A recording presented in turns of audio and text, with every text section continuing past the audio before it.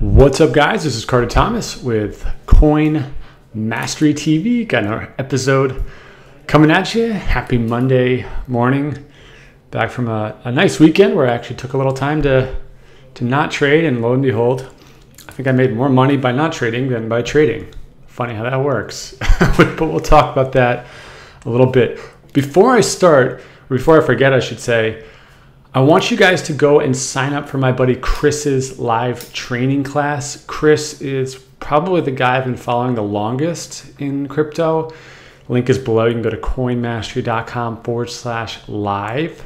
This is tomorrow. If you click the link and go sign up, you can see all the timing and everything. But he's going to do it tomorrow with his business partner, Rocky, who is probably one of the top guys I follow on Twitter. He has consistently been amazing at his calls. They're going to do a live training for you guys to be able to talk about planning your trades, executing technical analysis. Doesn't matter if you're a beginner or if you know what you're doing. They're just probably the best guys I've been following. I've learned a lot from them. I would really encourage you guys to go check it out. It's tomorrow. Go to coinmastery.com/live. Click the link below if you're on YouTube. I think you'll learn a lot. All right, so go check it out. Anyway, it's Monday. We're back. I feel refreshed. I hope you guys do too. I think as we go, as I alluded to last week, and you probably could tell I was getting pretty tired. I've been sick and everything. It's so important to just take a little time off. And what you find is that when you have a plan, when you write this stuff down, right? I mean, when you take the time to really plan out your trades and have a strategy, you actually can take time off, right? And that's the craziest part of this whole experience, is that you realize that time is really the best token out there, because you need time to make these things accelerate. You can't just make your money as fast as we hoped, right? Maybe if you want to get into like crazy derivative options trading or something, you can do it pretty quickly, but you always need time to let these things mature and grow. And it's so hard when we're going 24 hours a day. And so I think that over the next few months, the people, you guys, the people that will have the best profit margins, which is really what matters, is how much money you guys make, will be a combination of people who make smart decisions, but also people who strategize and allow time to grow their wealth. Time is not fighting them. Time is accelerating them. And the easiest way to do that is just buy the top coins and hold them, right? But there's ways to get that extra echelon percentage, and that's what we like to talk about here. But I think that's just, it's such a kind of basic concept. We forget that time is supposed to be helping us, and often it feels like we want it so fast. Time becomes a problem because we don't let things grow. We don't let those profits come. At least that's what's happening with me, or that's been happening, and I'm really committed to getting more and more serious about the strategy side, focusing on some really good picks, kind of like buy on a Monday, sell on a Friday, like that type of time frame, so that I can relax, so that I can spend my time networking with people, finding good deals. I'm definitely going to talk about the syndicate in a little bit here for everybody who emailed in, messaged me.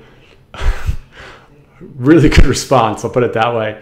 And I'm going to get back to everybody, so hang tight. And it's in the works. There's just a lot of things I gotta make sure are totally legit, right? Like, there's a lot of ICOs you can't deal with, ICOs you can deal with, especially living in the United States. And I just want to make sure that everybody's safe and that we've got a platform. But I'll definitely communicate with you about all of that as it unfolds, which is super exciting. I'm really stoked about that. I think that's going to be a big win for you guys. Over the weekend, like I said, I wasn't too dialed in, but I'm always, never not dialed in, right? But Bitcoin is starting to show a little bit of, it's just kind of doing its thing, right? There's no big spikes, there's no big drops. It had its headlines. The real story of the weekend was altcoins. As many of you guys have seen, if you're not in any altcoins, probably had a very good dose of FOMO, and you're scrambling to get your Bittrex account set up don't worry about that. You know, they're going to be there, and we're going to talk a little bit about that. But one thing I wanted to do, and this is something I always try to do early in the week before I get too sucked into the details, is step back and look at the macro trend of where we are. So right now I'm on bfxdata.com, and I'm looking at a 4-hour chart of Bitcoin on Bitfinex. And if you really scroll out, and let's say this is, I mean, this is what, March back here. This is kind of like the, I guess January is probably the lowest of the year. March we had a little bit of a dip, and then you can see the rest of the curves. And we often do technical analysis or micro analysis on shorter time frames, you know, maybe a month, maybe a week, maybe an hour if you're really going nuts. But I think it's also really important to look at the longer term, you know, ups and downs, right? Like, where was it a couple months ago? When did we see the surges? I also think it's really important to go back and look at moments of time, like in July or in August, and see if you can go back and look at your trade history if you want to, and ask yourself what kind of decisions you were making, right? Maybe you were new at this point, many of us were, but also how much you have grown as a person in finance, a person in crypto, and what you would do differently, right? So when you go back, this is right around when I did my first video, you can go back and look, and I was obviously just still kind of in the altcoin thing. I still am a beginner in a lot of ways. But you can say, I was like, man, you got to buy a lot of stuff. And I was like, wow, look at Monero at 28 bucks. And this is really exciting. I'm going to buy a bunch of this. But I also didn't realize how important that dip was, right? How big of a shift that was going to be. I mean, look at after this one dip happened, look at the change in volume from previous, right? It was an inflection point. And if I had studied this a little bit more intensely, if I had known what I was doing, maybe I would have gone way bigger on this dip than I expected, right? Maybe I wouldn't have, if I was just a blip in the road, I would have realized that there's a huge opportunity to crush this like 100% swing almost that was about to come in the next couple of weeks. The reason why this is the first thing I'm looking at this week is because we are getting to another moment where we have a little bit of a dip, but it was pretty fast this time, right? It wasn't very gradual. It's kind of a, 1 or 2 days and things really dropped off. But I think we're going to start to see either horizontal movement. It could easily go back up. I mean, I personally think it's going to continue to go up to high 4,000s, maybe even 5,000 before we see anything crazy. But the more you can look back and audit your previous decisions based on the information you had, the more you will be able to handle future decisions. One great thing to do is if you want to brush up, if you want to brush up on things like technical analysis, go do it on historical data, right? Don't try to forecast on future data. Do it on historical data and see how things really line up within that. That's one thing I do, or I have been doing, is trying to take things like the Fibonacci charts, which I'm learning, as you guys know, and see if I can do that sort of TA on a moment in time, right? If I didn't know what the future held, what could I do? What would I see in that chart? And did the future turn out that way? That's a really good practice to get into, because often we just look at the daily, is it up or down, and make our decisions on that instead of looking at the historical, the bigger picture, the macro stuff. So that's what I'm looking at. I don't think that we're going to see any major shifts today. I do think this might be a pretty good week for Bitcoin. I think that there's that, whenever that money flows over to altcoins and you get a huge surge of money, inevitably people are going to harvest their profits and move it back into things like Bitcoin or Ethereum or something. So I actually think we're going to have a pretty good week overall. But I did a lot of my kind of scalp trading end of last week, and because I knew I was going to be gone. So that was that. I want to talk about a few coins that I'm looking at. I haven't really done this in a couple days or like a week or so. So I thought it'd be fun just to dive in. Like I said, so I've looked at a few. I'm going to pull up ARC. I'm going to pull up Ubiq, whatever you want to call it. I'm going to pull up Pivx. These are three. I own ARK. I own Pivx, but I sold it at a loss because I was impatient, which many of you may do as well. And I want to talk about that again. And I want to talk about Pivx. And I want to talk about these not necessarily as trade calls, but as product analyses. All right. And let's just take a step back for a second, and I want to tell you about a conversation I had with somebody who is in traditional finance. And I've had this conversation with many people, not just my friends, but family members or people online or whatever. And the biggest question that we are all going to get, that you probably have gotten and that you will continue to get, is why is this worth what it is? And we've all heard the different reasonings behind why Bitcoin is worth what it is, or why Ethereum is worth what it is, or whatever. But that question is going to become more and more important to be able to justify as a revenue model.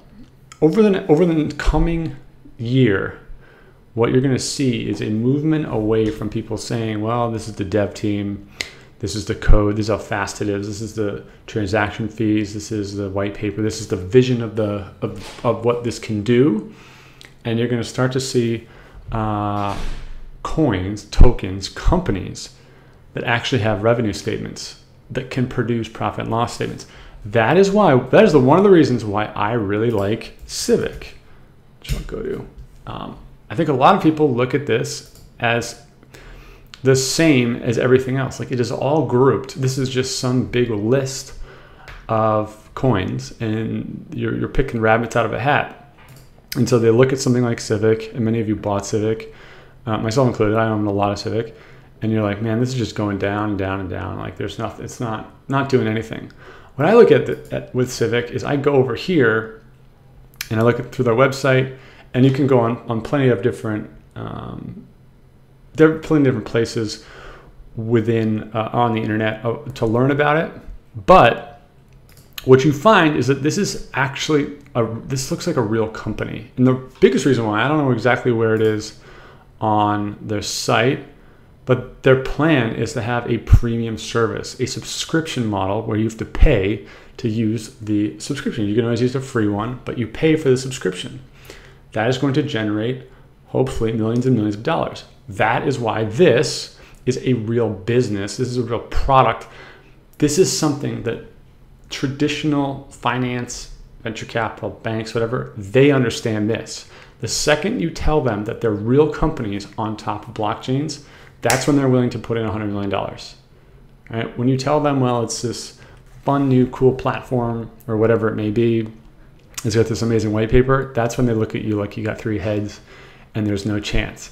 And while you might not agree with that, they have a lot of money. They have a lot of power.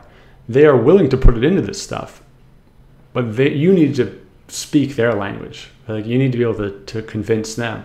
The reason why I bring this up is because when you start to look at your long-term investments, your long-term coins, that's the question you should be able to answer. Is this a real company? Is it an amazing product? Not does it have amazing white paper or dev team, or is it fast or whatever? Is this something where if you put money in, profits come out on the other side? And if the answer is yes, then you're on the right track for a long-term investment. If the answer is no, then you really are just rolling the dice. You're hoping for mass adoption, right? You're hoping that it just gets so big that it's too big to fail. And that's a harder game to play. So when I look at ARK is one that I own. And yes, I know Bittrex has really ugly charts. I know there's another plugin over here. I tried it, Bittrex Enhanced. But I don't think the charts are that much better because I'm not trying to do technical analysis. If you have a problem with that, sorry about that. But from a pure curve and chart standpoint, or whatever you want to call it, when you look at the macro standpoint, ARK has broken through the highest level of resistance. This is what you call a breakout, right?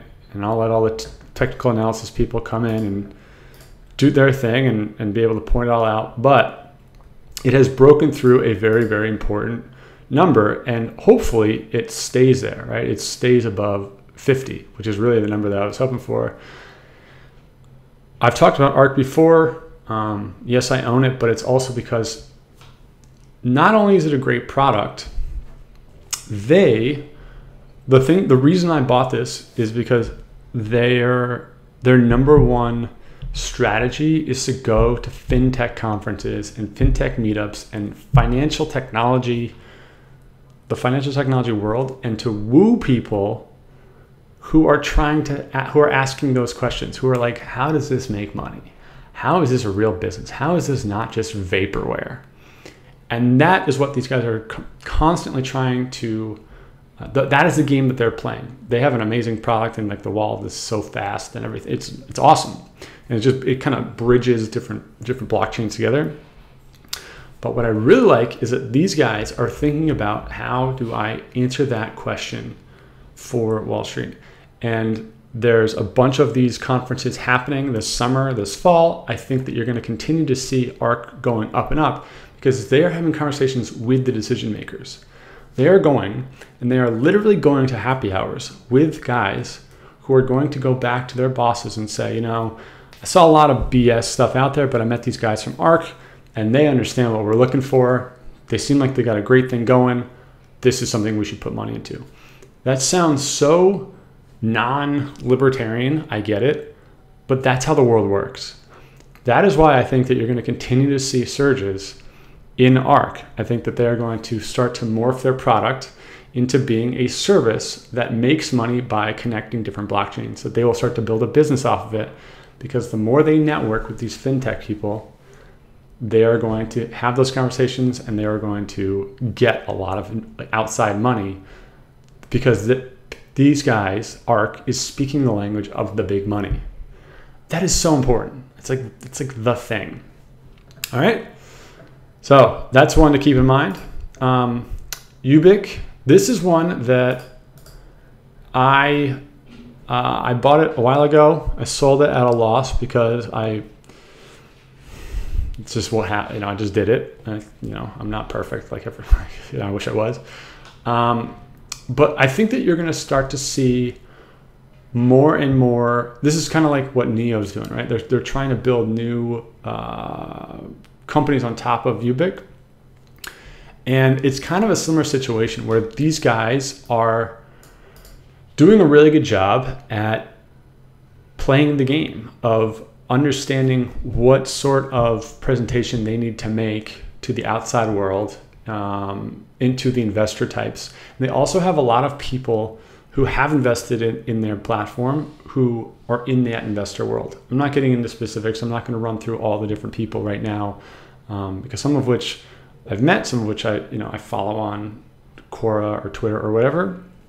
But one thing I can tell you is that these guys, the people who have invested in Ubiq, whatever you want to call it, they understand the big money game. And this is a theme of the day, because I think that there's a misconception, maybe not, but my perception is that people think that institutional money, right, Wall Street money, venture capital money, they look at this and they're missing out, like they're dumb, or they don't really know what they're missing, or they're too risk averse, or they're too old school. And to some extent, that's kind of true. But first of all, these guys are already making tens of millions of dollars by buying and selling Bitcoin and Ethereum. Like, they're trading, and they're just cleaning the floor with a lot of people, and no one really realizes it, because you don't really want to accept the fact that some of these guys may be like way better, right? Whatever. The reason I know this because like my buddies have told me this. They've said, yeah, we've already made like $29 million on Bitcoin this month by just arbitraging the swings or whatever. They are looking at all of these different coins. They want to spend money, but they can't justify it because they are managing let's say $500 million of other people's money. They can't just throw it in the way many of us can just fire 5% of our portfolio at some new coin in hopes that it goes big. These guys need to be able to justify it like a real business model and get real returns. That being said, they want to. They will allocate capital if they can justify it to their investors. And the more you find platforms, apps, anything, or applications or platform, like any of these that play that game, that understand that that's the game you need to play to be able to get the money into these into this business,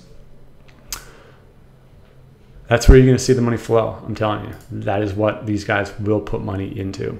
Now, lastly, Pivx. You guys all know that I am a big fan of privacy coins. I obviously put a good percentage of my holdings into Monero back when it was about 28, 29 US dollars. Now it's like 150.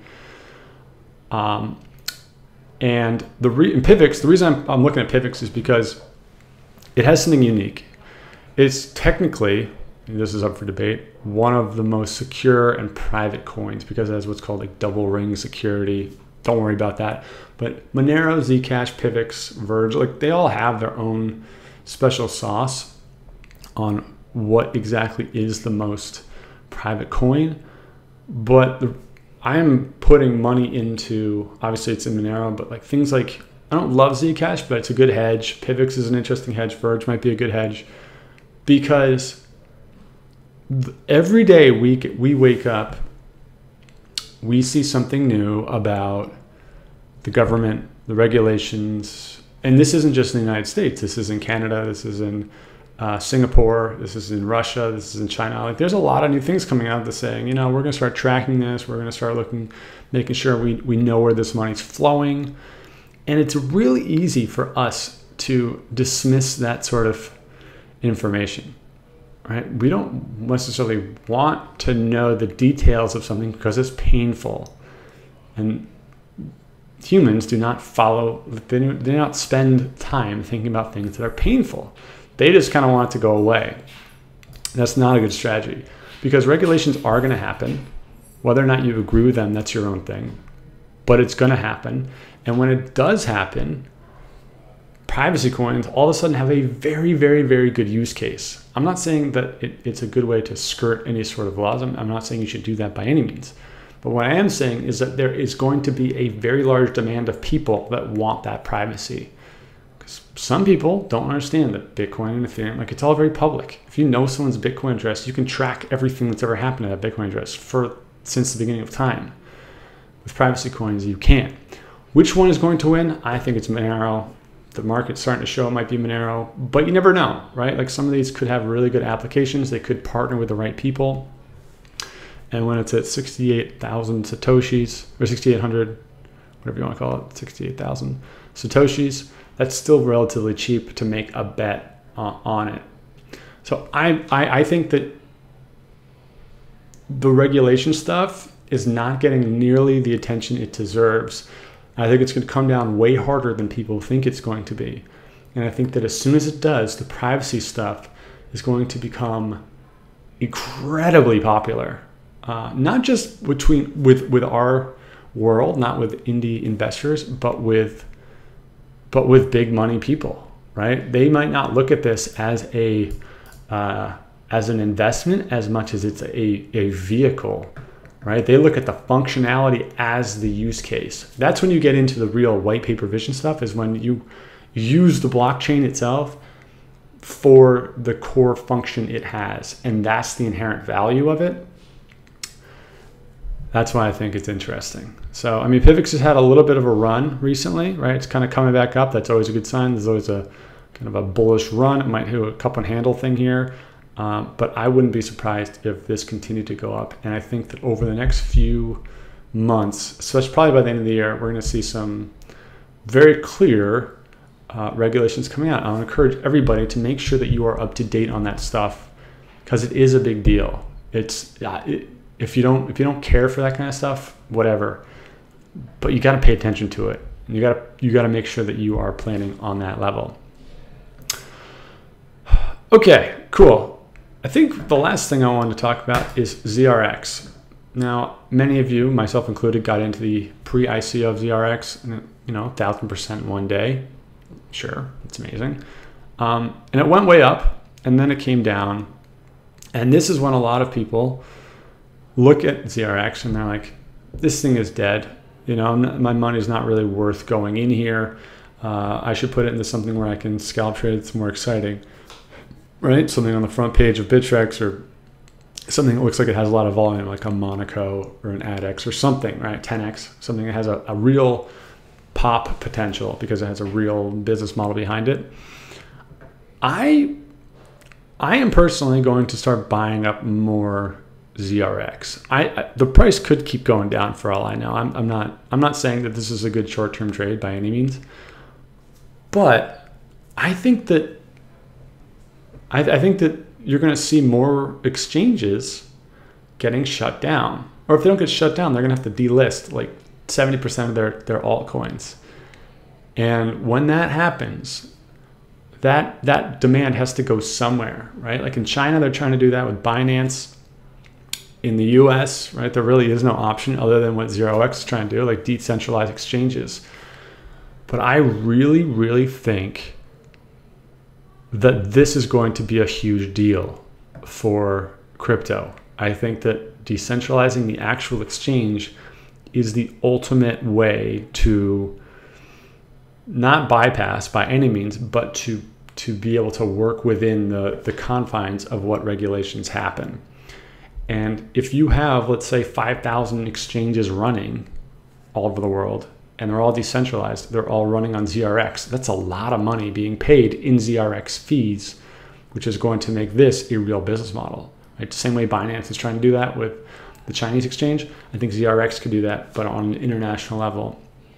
I just look at this, and to me, the size of that opportunity, there's really very little competition. Right? There's very few things that have this kind of team and have done this kind of research, have this relationship with Coinbase that solve a humongous problem, like a $10 billion problem. And I see 32 cents or, let's say 7,500 Satoshis. And it kind of blows my mind when I think about 2 years from now, how big of a solution that could be. That's just, so I'm personally going to start buying up more. I already have some, but I sold off some to cover my investment, whatever the ICO is, like two grand or whatever. And now I'm going to buy some more, because even though I got a smoking deal earlier and I'm buying way higher than what I got in an ICO, that doesn't mean it's not a good deal still, right? You got to divorce yourself from the ICO price and what the current price is. Based on what it's been doing, like, right, I wouldn't have bought it while it's still volatile, but now that it's kind of evened out, it's kind of dying. It's losing its sex appeal. It's going down. That to me is great, because there's no one pumping this. There's no one manipulating the price. Like, this is starting to bottom out to a certain extent. Maybe it'll go lower and I'll just keep buying it. But this to me looks like a really good time to buy it, because the regulations haven't come out yet. The exchanges haven't delisted anything yet. There's been no real exchanges built by ZRX yet that are like, other than Ep34, which is a big deal, but that's, that'll come out when it comes out. But this has just kind of gone to the back burner. It's kind of moving to the background. The price has been depressed because of that. So whether or not it goes huge or not, this is just a good time to buy. This is a good deal, in my opinion. And then it's going to have a use case. It has to, right? These exchanges will delist coins. So I'm bullish on that. Again, it's not a short-term trade. I think it's just, if you're looking for a long-term winner, I think I put this where it's always been, right? With the Civics, with the Bitcoins, with the Moneros, like the long-term plays I'm making. I'm really starting to see this in a bigger way than I used to. Let me see here. What was the last thing I was going to talk about? Let's go back over to Bitcoin. And I think that might be it. Yeah. All right, cool. So quick wrap up of all this. I think that when you're looking for the short-term stuff, you can look at the the short-term pain points that people are having. I think the privacy thing is interesting, and I think that also the team element, playing the game, like how are you going to get the big money to come in? I think that that's really interesting. I know what I was going to say, and it kind of goes along the exchange thing. This is just a question that I would leave everybody with, and this is something that one of the reasons that sparked me on the ZRX.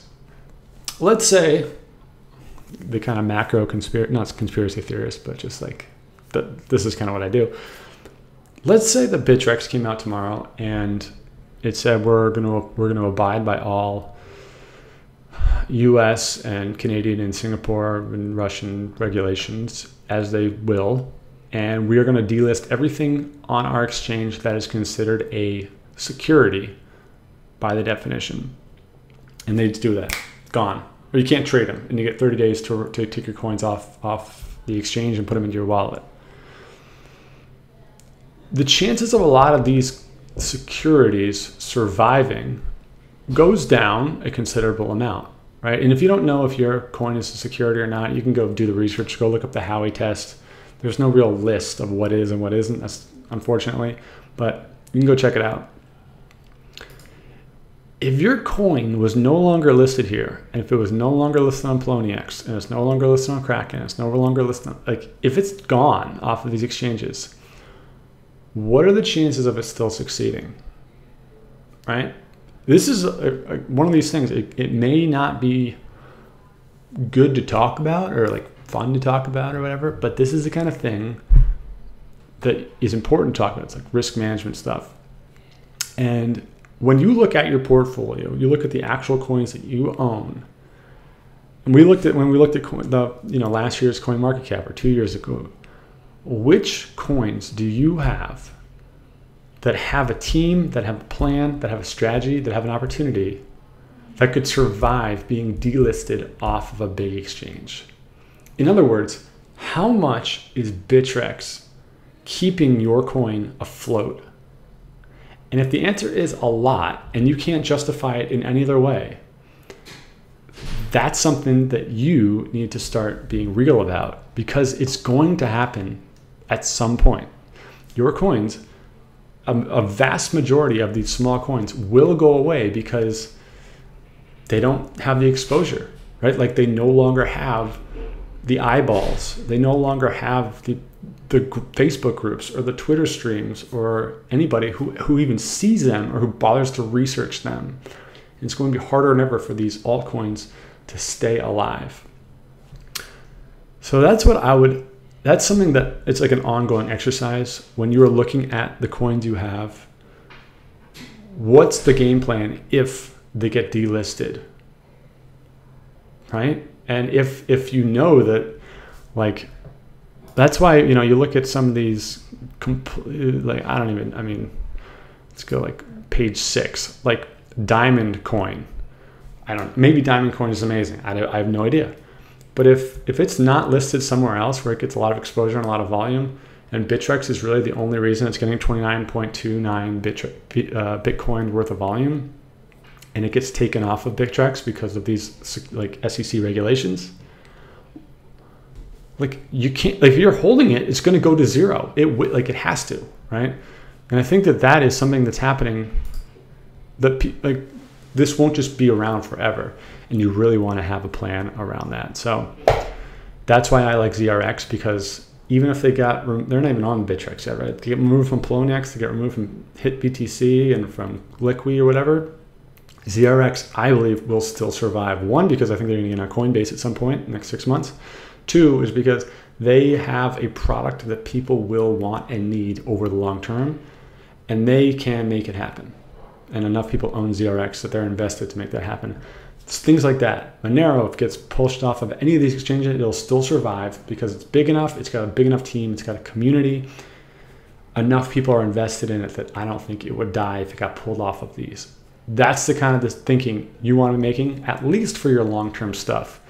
And maybe thinking about that for some of the short-term stuff in case it becomes a long-term, which tends to happen sooner than most. So we'll out of focus here. We'll leave it with that.